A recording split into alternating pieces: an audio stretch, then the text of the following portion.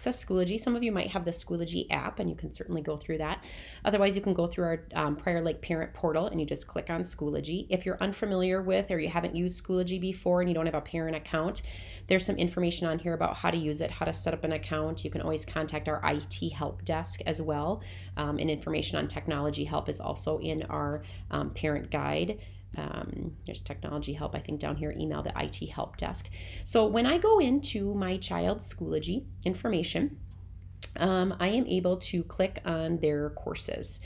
And this is always just in this top left up here. So I can go through, and a couple of things that I would suggest that you do, or hopefully your child is already doing, is one of the first things that they should do every day when they log in is log in for their attendance, and they do that through their advisory course. So they just click on the advisory course, and this teacher, for example, just has a daily link that they click on. If you ever see this little refuse to connect box, just go up in this right-hand corner and hit this little link. That allows you to open that Google link. Sometimes that can be a little bit confusing. If I go back to courses then, so that's attendance. If I go back to courses and I take a look at advanced English, for example, I can find a few places where I can see information for the week. So as you see, this teacher has everything really laid out week by week. Some good things to look at are there's a calendar option here on the right, which lists upcoming things going on. There's also, if I click on, so here's just the basic agenda for the week. If I click on the actual week link, I have access to a few things. I have access to the actual weekly agenda, which was kind of the same as what was laid out in that paragraph. I can also take a look at any items that have been viewed, submitted, as you can see by those green check marks, and anything that they have left to do for the week by these grayed out must make a submission or must view. Not every class has these set up, but a lot of them do. So this is a really good way to check. I can also go in and I can take a look at any of these links are live. So I can just go ahead again, kind of click this top right if you get that button. And I can go through this. Looks like this was, something that they had to submit a study plan. So I can see what that item was.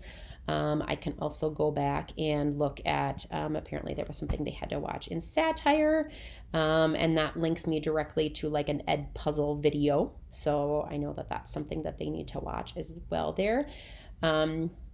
So these are just some good places to kind of go ahead and check about what they have to do. And again, you can just click on any of these links if you're unsure what those things are. If I go back to courses and let's just say that I select the history course, again, he has an e-learning folder that I can expand out, listed out by the week. So if I go ahead and I look at week 4, and then the best thing to do is just click on this top link. This kind of, again, leads you to that progress, student progress, if the teacher has it set up that way, where I can go ahead and look at what has been viewed and what is still left to view. Again, I can click on any of these things and it'll get me to that link.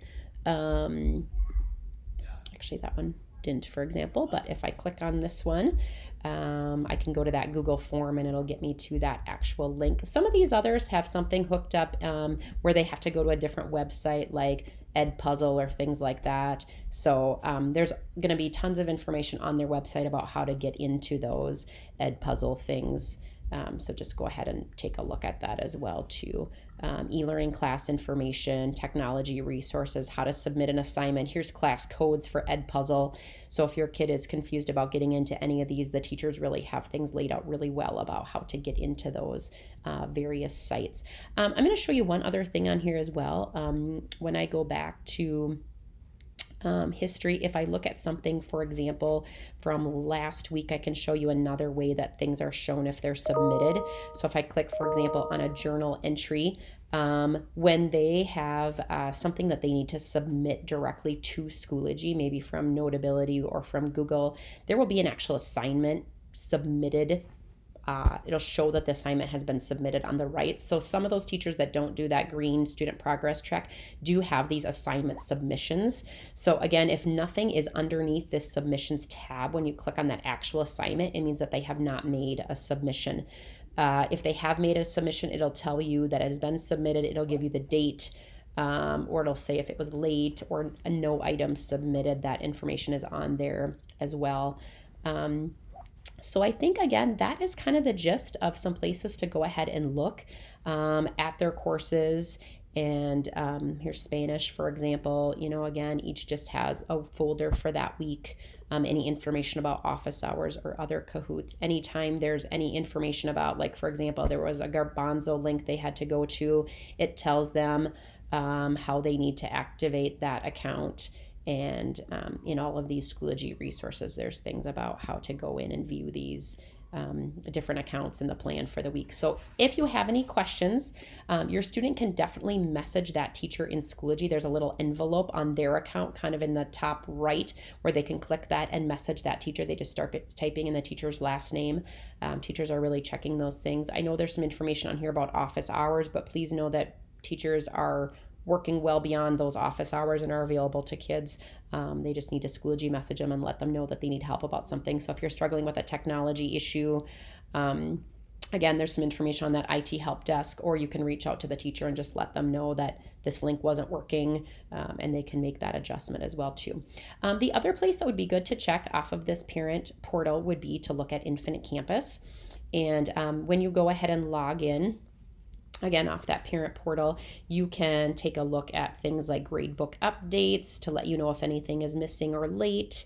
You can go ahead and that's probably the best thing, I guess, to look at on there is the gradebook update. I did in a previous video, and I'll attach this link as well, show you how to download the Infinite Campus app. I have found as a parent, I did just download that last week. It has been very helpful because then I don't need to go in and be checking Infinite Campus all the time. I actually have it set up for notifications. And again, if you watch the previous video I've linked on here as well, you can see how to set up notifications. But that has really been a great opportunity to, it just sends me an alert to my phone anytime anything is updated in the gradebook. Anytime anything is missing, it just allows a quick conversation with my child to go ahead and get that in. So again, we want to make this as user-friendly as possible. So please let us know if there's other things you're struggling with. I'm happy to make other videos. I have the luxury, I guess, of being working at Twin Oaks and having 3 kids in the district as well.